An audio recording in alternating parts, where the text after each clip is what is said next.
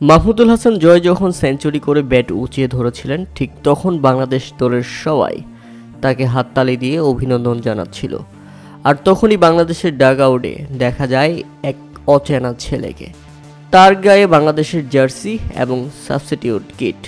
আর তখনই সবার মনে প্রশ্ন জাগে, এই ছেলে কে? তাকে আগে দেখা যায়নি কখনো। সে বাংলাদেশ দলের জার্সি পরে ডাগআউটে কি করছে? তখন তাকে নিয়ে সামাজিক যোগাযোগ মাধ্যমে কিছুটা পোস্ট রিপোস্ট হয়ে থাকে। মুহূর্তেই সোশ্যাল মিডিয়াতে এই ছেলেকে নিয়ে অনেক প্রশ্ন ওঠে। অনেকেই জিজ্ঞাসা করছিল এই ছেলেটি আসলে কে? স্কোয়াডের বাইরের কোনো ক্রিকেটার বাংলাদেশের জার্সি কিট পরে সে কিভাবে ডাগআউটে থাকতে পারে? পরে খোঁজ খবর নিয়ে জানা যায় ছেলেটির নাম রাহিন আহমেদ, সিলেটের নেট বোলার। রাহিন আহমেদ সিলেটের লোকাল একাডেমির স্টুডেন্ট এবং বাংলাদেশ দলের নেট বোলার। সে বাংলাদেশ দলের অনেক পরিচিত। বাংলাদেশ দল যদি সিলেটে যায় তাহলে সিলেট থেকে তাকে বারবার বাংলাদেশ দলের নেট বোলার হিসেবে ডাকা হয়। এভাবে প্রায় সময় বাংলাদেশের খেলা সিলেটে হলে সবার আগে নেট বোলার হিসেবে তাকে ডাকা হয়। তবে অনেকের প্রশ্ন, ঠিক আছে, কিন্তু সে ডাগআউটে কি করছে?